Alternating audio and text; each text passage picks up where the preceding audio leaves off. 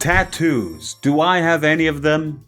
The answer is no. That's right, you can sell this piece of information to the tabloids. Evil Pinely is too chicken shit to have any tattoos on him. You can make fun of me all you want. I do not care. I'm too much of a coward, but well, it seems like there's now a solution for folks like me, a controversial one. Today we're talking about anesthesia tattoos, which is, I think you can understand what it is. Off of the name, but we'll explain it. So this is Post Malone. You may know him from music. Post Malone, he was like, congratulations, I was in a coma while I was getting my tattoos. You know that song? It's basically a way to, like, if you want to get a really large tattoo that's gonna hurt a bunch and like you're gonna take you hours to do it, they now put you under for that process. In certain places, they put you under and it's like and you're going to sleep. And so in theory, you know, it seems like a great thing. In theory, you can go to sleep and then you wake up and you have a whole back tattoo. And you didn't really have to sort of, you know, pay the tax for it in a sense. The other advantage is this one, you know, you can get a whole crew of artists coming in. You're basically a canvas. You're as unmoving as a canvas. You're just flat out like a goddamn sausage. Just like a patty. You're there on the table. Your mind is off elsewhere, and then a team of artists could just huddle up and, finish this thing real quick. So this is a thing that gets promoted on TikTok a lot. Now, before we show any videos of this process, if you have a fear of needles to the extent of seeing a person get tattooed, there's gonna be videos of people getting tattooed. It's not like graphic or anything, but just so you know. Ever wondered what a real tattoo operation looks like? Welcome to Sedation Inc. What the f***? I mean, this is just crazy. Knocked out, you wake up with a tattoo. This seems on the surface good. Although some of you may say, sedation, isn't that like a medical process? Isn't that like a thing where there's a reason for that to be done by, like, in a medical sort of kind of situation? Let's see what people are saying here. Yet I had to be awake for them to take chunks out of my cervix. Thought tats were about the experience, story, time, etc. Not just waking up fully tatted. That's a good point.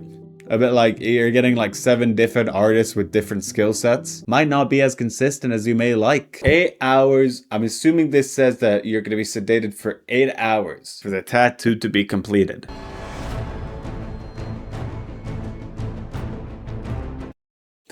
That's what you wanted to get. I try not to be too judgy about people's tattoos because, they're stuck with that now. So I won't be too expressive about my opinions.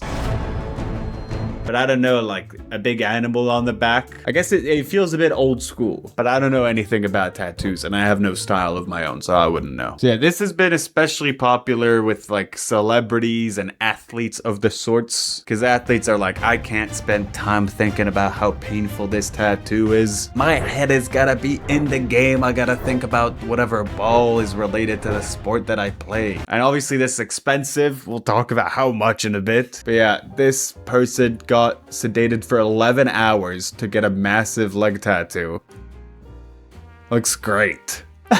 Looks real good. So that was worth it. And yeah, Post Malone got this on his head. Looks really good. Just know, I'm not anti-tattoo. This isn't what I'm building up towards. I'm not anti-tattoo in general for people. I've seen some sick tattoos. I mean, I don't know. It's kind of I like the little demon woman thing, I guess. So anyways, here we begin with the controversy. So this person who recently delivered a TEDx talk called Marked Without Feeling, What Tattooing Loses Under Anesthesia. This is big in the tattoo community. It's a big discussion at the moment. Let me rope you in on this. Ritson said, the experience of pain is a stamp of one's personal resolve. And without it, tattooing risks losing whatever remaining connections it has to various underground subcultures. The anesthetized tattoo is tied to these athletes, actors, people who have money, but they don't have time. Oh, it seems like it still takes the same time, you're just asleep. Actually, no, it takes less time because they have more people working on it. Sorry, I'm an idiot. This person did a TEDx talk about tattoos. What am I even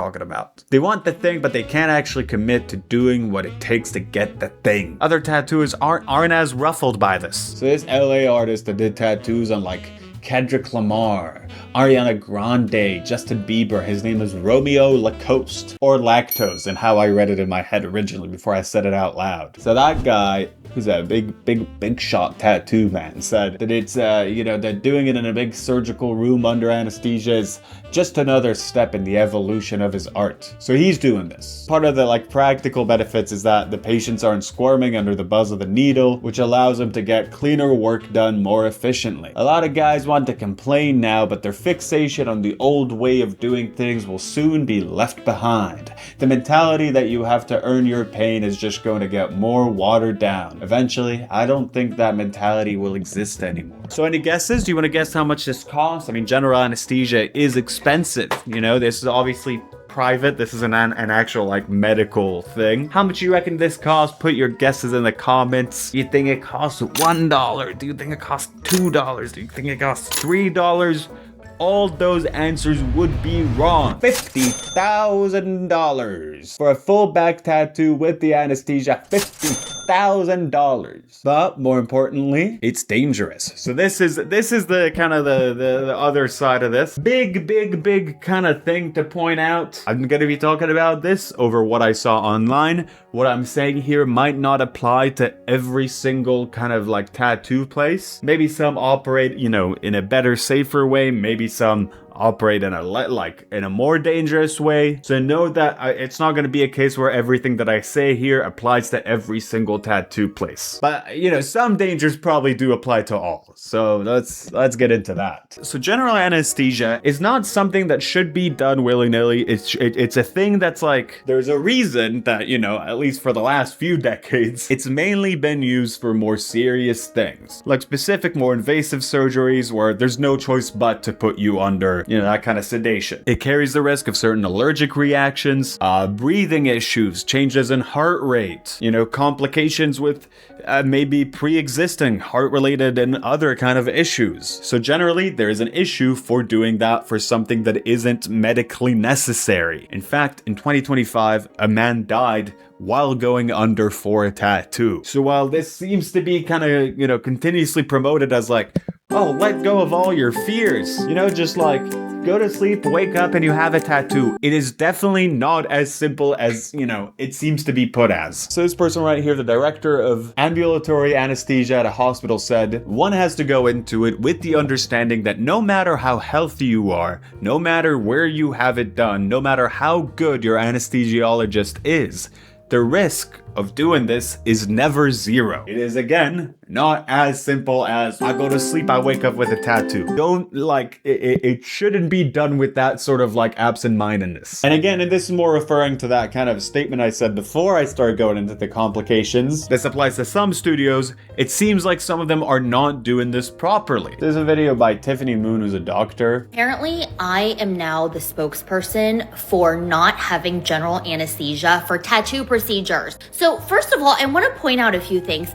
This guy is having general anesthesia, which the American Society of Anesthesiologists describes not responding to a painful stimulus. The other concerning thing, however, is that he's not intubated, meaning that we are not controlling his airway. You don't see a tube sticking out of his mouth, and we're controlling his oxygenation and his ventilation. So that's kind of the gist of it. There's no kind of little thing going into his nose and mouth or whatever, meaning, as she says, his breath is not regulated. That carries a lot of risks with it. He's getting supplemental oxygen through some nasal prongs, but the nasal prongs are down over here by his chin. The little thing that's supposed to go in the nose, it's here. He's passed out, and the little thing that's supposed to go in his nose for oxygen is right here. They're whatever. Oxygen schmoxygen. So yeah, quick little video just about an interesting topic. Seems like it might not be the best idea, and maybe, obviously depending on whatever your individual situation is, it might be better to deal with the pain. But maybe you have a situation that you'll be in the comments, you'll be